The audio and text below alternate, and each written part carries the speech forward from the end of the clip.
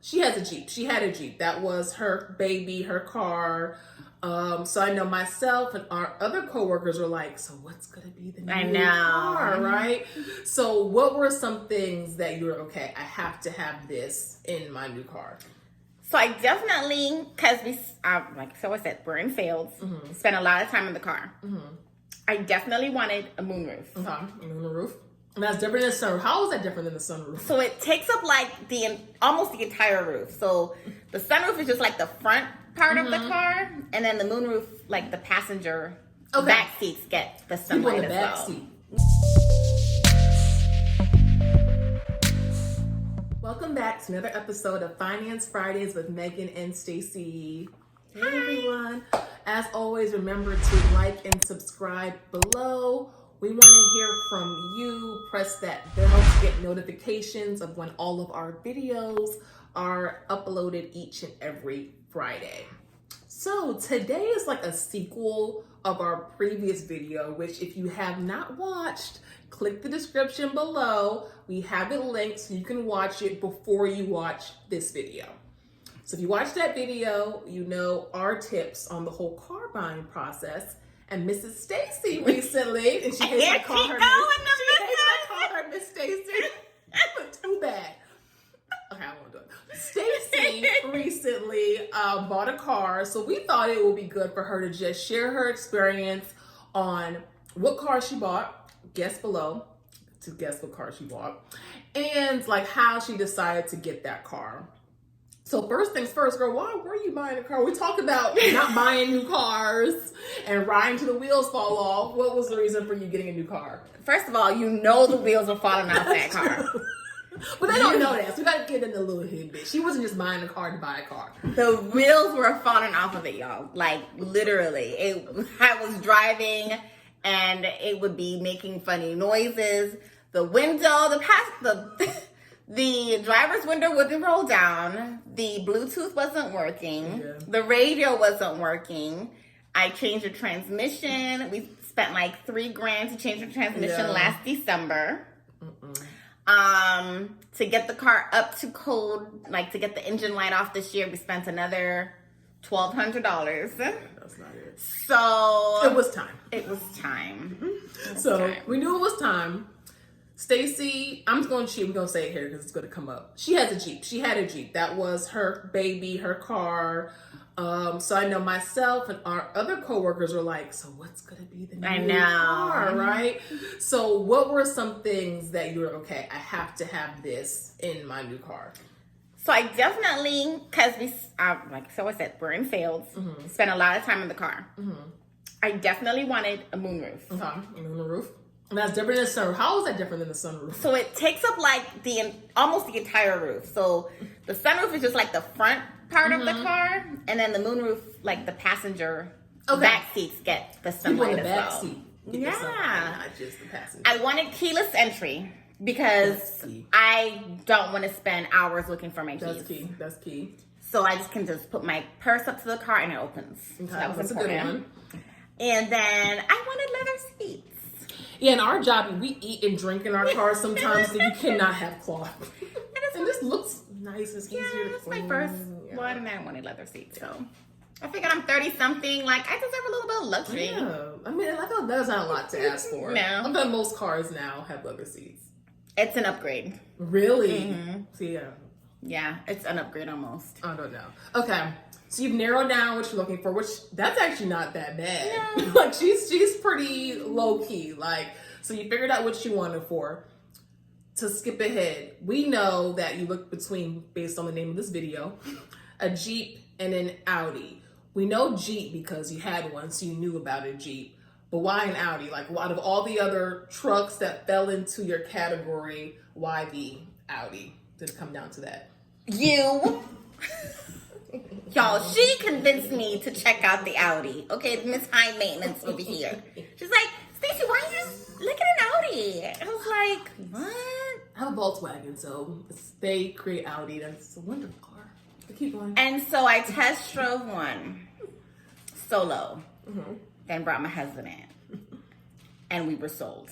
on the Audi. It felt like we were driving on Jesus's clouds. Like, it was awesome. Yeah, they're wonderful. And then we had to make a decision.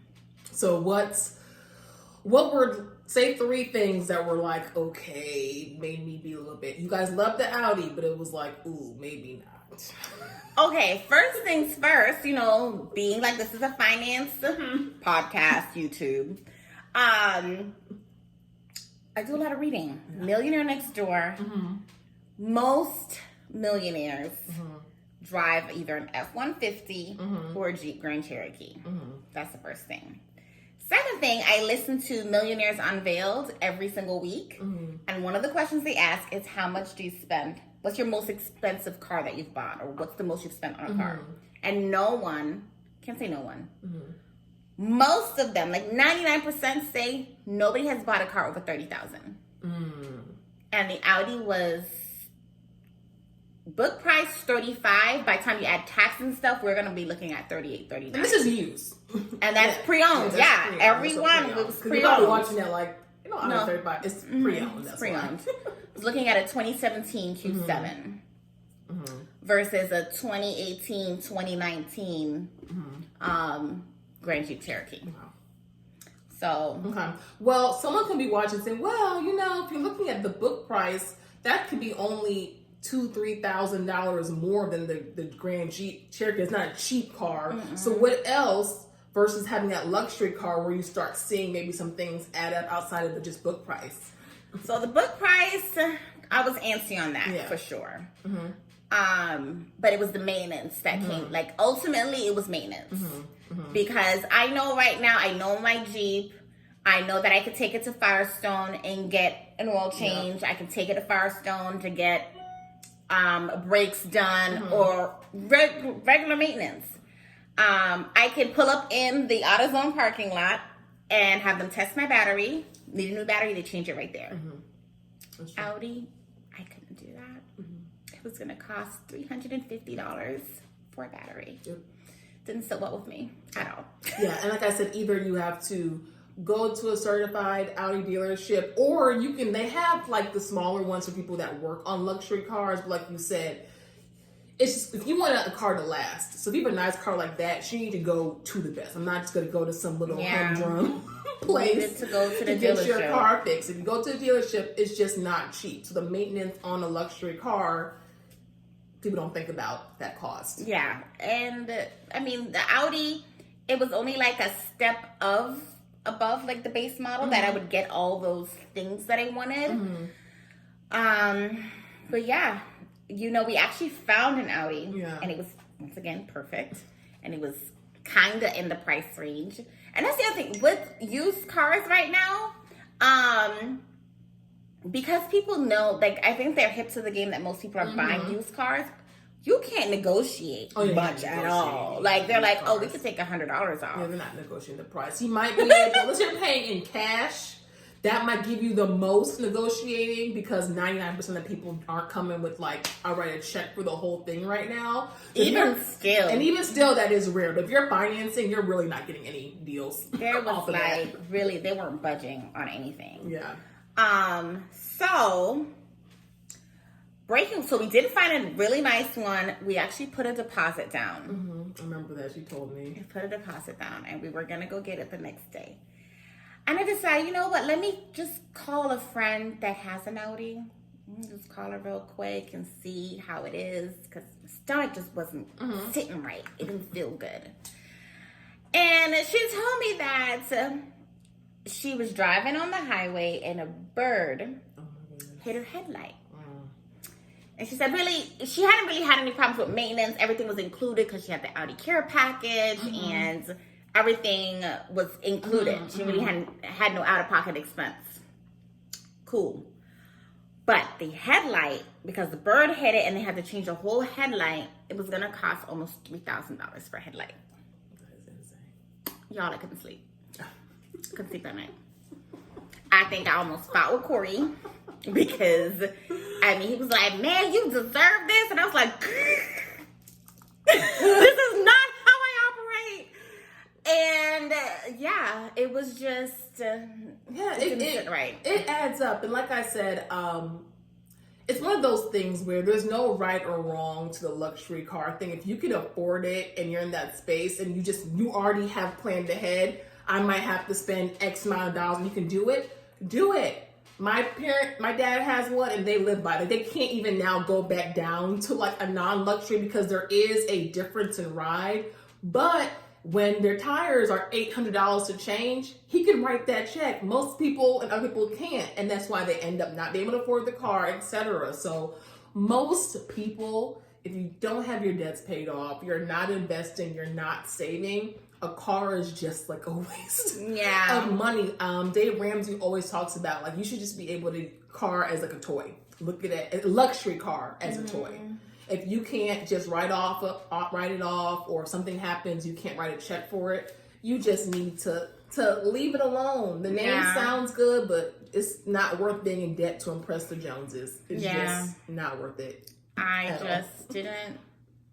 So ultimately, we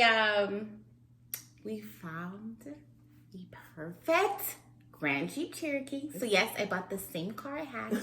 So yeah, if you guessed before, she got the Jeep. We're gonna put a picture of it in the end of the video so you can see it. It's super cute.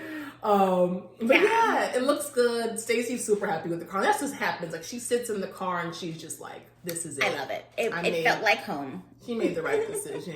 So we want to do this video for you after our car video, just to kind of talk through a real life buying car experience. Oh, one thing before we wrap up. So we ended up financing it because I just didn't want to write a check for that. I know. We preach like hypocrites. Yeah. The goal is to always pay in cash, but it'll be paid off in a year. If you have to finance, what she's about to say is good. Yeah. So I researched financing before we went to the dealership, and I knew what the interest rates were. So as we're signing everything in the finance office, I look at the interest rate and it's like almost 5%. It's like a 4.7, yeah, which is high right now. And I was like, "Sorry, is that 4.7?" And he's like, "Yeah." I was like, "Oh no. Listen, hold the phone. I'll come back tomorrow because it was Veterans Day, so banks were closed. So I'll come back tomorrow with my financing. I couldn't get anyone on the phone today. I'll come back." He was like, "Oh no, wait a second. We'll drop it down." Do y'all know this man? If I didn't say nothing, I would have walked out there with 4.7. So we got it all the way down in half. Yeah, and and that people don't think to ask that. But that's a lot of savings. It's a lot of savings. So come prepared with your own financing versus just what the dealership is going to give you their own. Yeah, or at least know what the interest rates are because they can scan all the banks and get you a good rate. Don't let them get you. And that's it. That's how they're going to get you.